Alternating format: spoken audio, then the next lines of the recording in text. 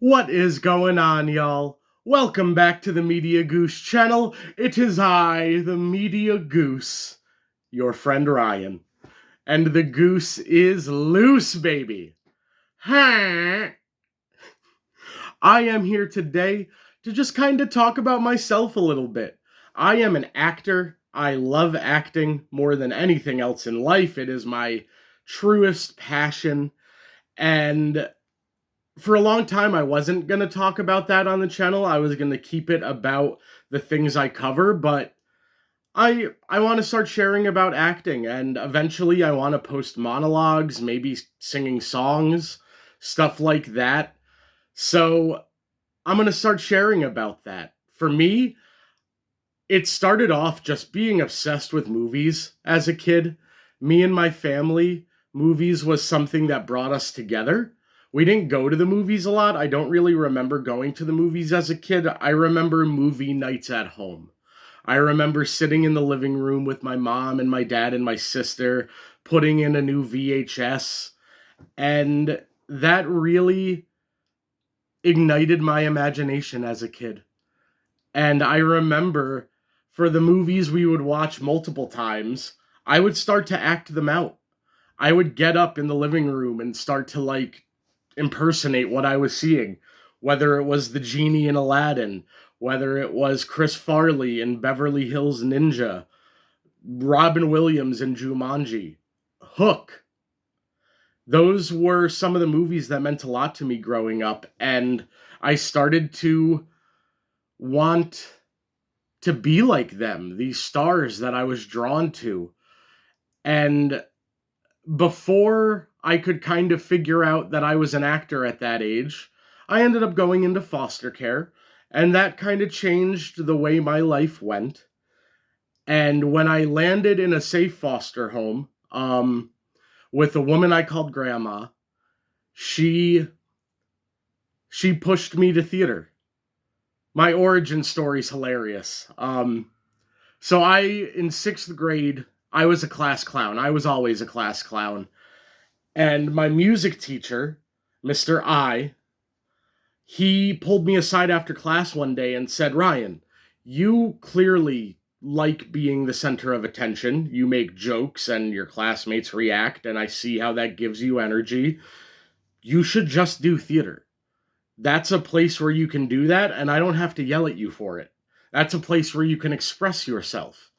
And because I was in sixth grade and not emotionally mature, I didn't want to be a part of it. I was afraid with what I might be called for doing theater as a boy who was in sixth grade and really thought he was straight. At that time, I thought I was a straight person. I'm not, I'm pansexual.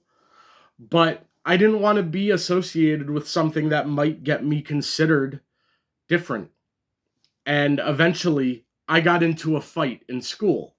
So my punishment was either being suspended or audition for the school play. I chose suspension, but my grandma had a different idea and kind of dragged me to the audition by my ear. And I got a part in A Christmas Carol, the Ebenezer Scrooge story. I was Jacob Marley. It was the first role I ever played, and I think it was like the second rehearsal where I really understood that this was going to be my safe place, because I didn't have to be less energetic. I wasn't told I was too hyper. I wasn't told, hey, you're being too loud. I wasn't told any of that. And it meant the world to me. And I've been acting for 18 years now. I went to a tech school for high school where you had to have a major, and mine was theater. And I tried to switch my major for most of my freshman year because all of the upperclassmen constantly called me gay and called me things that people call people in theater. And that really hurt me. And I tried to switch out of the theater major, and I'm so glad that my guidance counselors didn't let that happen, because I don't know where I'd be if I stopped majoring in theater. Theater has meant everything to me. It's been my outlet my entire life where I could be my true self, where I didn't have to lower my voice, where I didn't have to be serious. You're too jokey. I could just be me. And theater is the biggest joy in my life. Right now, I'm in the show Sister Act. You probably know the 90s movie with Whoopi Goldberg. Well, they made a musical of it. It's not really the movie, as a lot of those 80s and 90s movies that got turned into musicals, they changed a lot of things. It's not really the show that I was expecting necessarily, but that's okay. With this show, I was reached out to by my friend Bethany, who is a stage manager in theater. That's the person who makes sure everything's running according to schedule and according to the plan. They kind of have to be the voice in the room that keeps progress going forward. And she told me that the show she was stage managing lost an actor, and she thought I could play the part. So for me, what does that mean? First, there was only 3 weeks before the show that I was being offered a role in. And I didn't know Sister Act. I didn't know the show at all. I remembered the movie because I remembered my mom liked that movie, but I didn't know the show. So what do? I went on YouTube and I found a recording of the original Broadway cast, and I skimmed through and stopped at every scene where I saw Curtis, the character that I'm playing now. And I tried to watch his scenes to get a feel for the character. And I pretty quickly was like, oh, this is a gangster.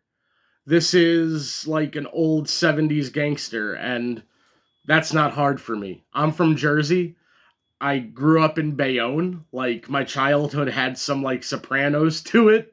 So the gangster type is a type that I can play pretty well. And based on that, I decided to accept the role. And the 3 weeks since, because it's opening night tomorrow, I have really had to put in a lot of work, because when people think about theater, one of the first things they ask is, how do you remember all the lines? That's so much work. How do you make it digestible? Well, for me, it's usually just through repetition. If a whole process for a show is 3 months long, the amount of times I'm practicing through there, I just memorize it naturally through the repetitions. But with all of those repetitions removed and only 3 weeks left, how do I prepare myself? So for me, I have to do that work at home now. All of those reps I would have gotten in through the process, I still have to get those reps in. I still have to practice my lines a bunch of different ways to see what feels right. So for me, that means I have to do the work here at my home. A lot of actors don't do that, and you can tell. You can tell when an actor only does the work when they're in the space. Me, that's not me. I do a lot of work at home. I was recently in a production of Into the Woods where I kind of had to buckle down and work really hard at home, because I realized I wasn't going to get a chance to practice in the rehearsal setting because it was kind of all over the place. But that is part of my process that I can control. You have to be able to, whether or not a rehearsal is giving you what you need, or let's say for me, like in this scenario, I'm coming in with a very short amount of time, I still need to practice on my own to make sure I am up to snuff come opening night. And in this case, I am. We have one more rehearsal tonight before we open, and I'm confident. Had a good run through last night, and I'm really excited. I have realized in the last few years that I wasn't enjoying theater enough. I want to be a professional actor. I have been paid previously. I've been paid to do dinner theater. I've been paid to do like a regular show. I did a touring show for my college that we got paid for. I've been paid to do this, and I would like to be paid for a career to do this. So for me, it's a matter of, I need to have a professional process so that when I enter a professional production, my process fits in. I'm not sticking out like a sore thumb as a newbie. I I have experience, just not in that setting. So I want to be ready for whenever it comes. And the last couple shows I've done have really reminded me that it's the work you do on your own that really makes a difference. You have to be willing to work your ass off for this. Especially, I knew accepting this role, I was in a crunch. I only had 3 weeks. I had never heard any of the music from Sister Act. I didn't know the show because it's not the movie. If it was just the movie, my character is Harvey Keitel in the movie. I could have based it off that and ran. But it's not. It's different. So I had to really have faith in myself. I had to have faith in the director and the stage manager, and they have been wonderful. The director made sure in the first few rehearsals that I had time to run my lines and to be comfortable.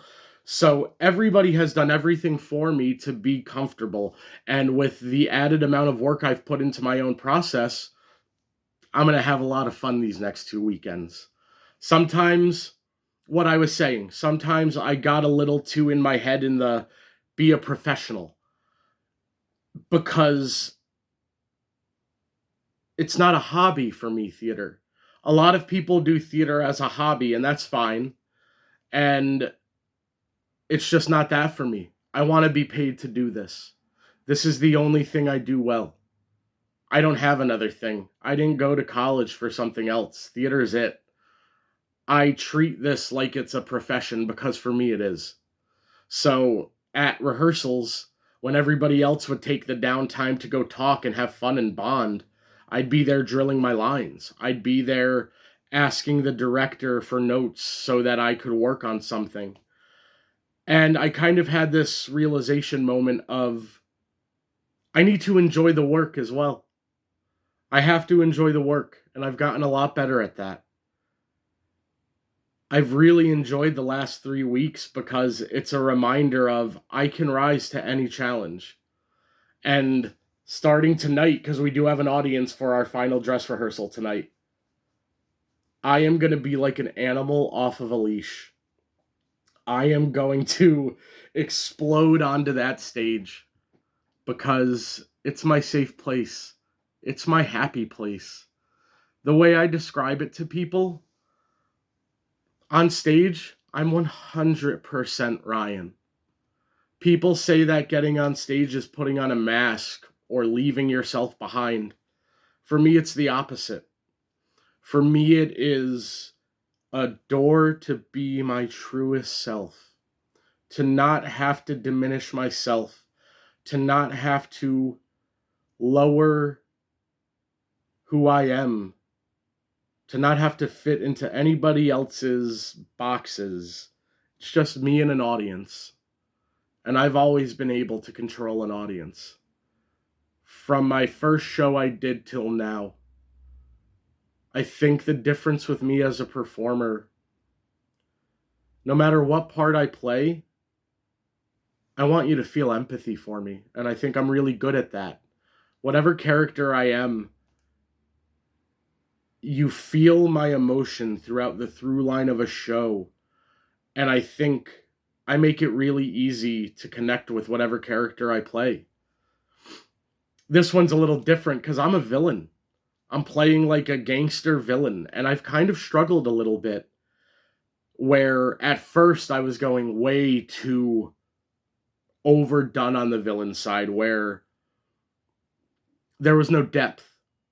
And then I had a rehearsal where I went too soft, where I was too nice.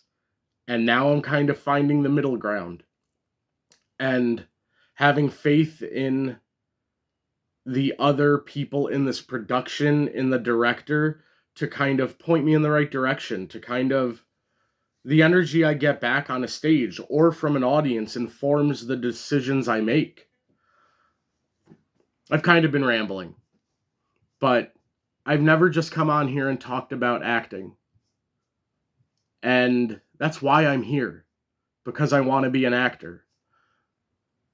For a long time, I've been upset with how I'm seen as an actor. I'm fat. I know that. I'm short. I know that too. That doesn't mean I'm not worthy of playing any role in a show. And sometimes directors who lack imagination, who don't realize community theater is just that. It's community. Community theater isn't Broadway, where you have to stick to strict casting lines and, well, you have to look like this to play that role. No. If you meet somebody like that, just know that they're wrong. Theater is for everyone. Fat, skinny, tall, short. There's nothing that disqualifies you from being worthy of being in that space. And I've struggled with the fact that when I walk in a room, sometimes a decision is immediately made that I won't be seen for certain roles, despite the fact that I'm the best actor in the room, that I'm the only person who has rehearsed to the level that I have. And that stuff hurts, knowing that you didn't get seen for a part because you're heavy, knowing that you didn't get seen for a part because you're 5'6". That stuff all hurts. Part of love is pain. But I will never let somebody else decide what theater means for me. And this weekend and next weekend, it's what I'm alive for. If I wasn't acting, I don't know what I'd have to look forward to. Acting is everything to me.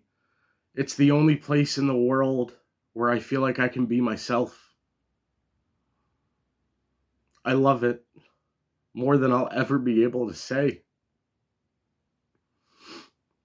It feels like when I act, the last thing I do before I walk on stage for my first scene is talk to my mom, who I lost when I was 11, who never saw me act. But she's been there for every performance I've ever given.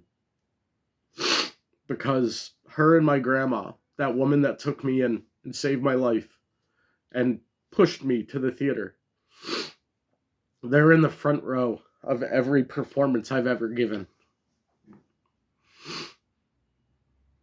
So even when I don't feel good about the process that led me to an opening night, doesn't matter, because I'm performing for them. Doesn't matter who else is in the audience. They are. I've seen actors give less to a performance because it's a Sunday crowd, and oh, those are old people, those are churchgoers. I don't care if there's one person in the audience that's 100 years old. You owe them everything. They paid for a ticket. And for me, I have found the ability to always be able to turn it on because those two are there for me. I am so excited to perform this weekend and next. And I can sit here today and process all of the anxiety I felt, all of the doubt I have felt, and give it time, process it, feel it, and then I can move the fuck on. Because tomorrow, tonight, when there's an audience for final dress, this is what it's all about. This is what I'm here for. I was put on this earth to make people smile. And I'm going to do it for the next 2 weekends. Thank you guys for being here and listening to me today. Acting means everything to me. As you can tell, I'm a little emotional. And I think what this channel is for me is an outlet. And I want to express myself in all ways. So after this show is done, maybe I'll post a monologue. Maybe I'll talk about what the show weekends, how they went, what I experienced. But I just wanted to start to share a little bit more about my personal life because I think my journey has been a really unique one. And my origin story for theater is pretty fucking cool. So guys, if you're still here listening to me ramble, please hit like. Comment down below. Let me know what your passions are. Let me know what your favorite movies are. If you ever went and saw a show that you loved, what was it? Was there an actor you saw that really connected with you? Tell me about it. Let me know what your passions mean to you. Thanks for hanging out today, guys. The Goose is out.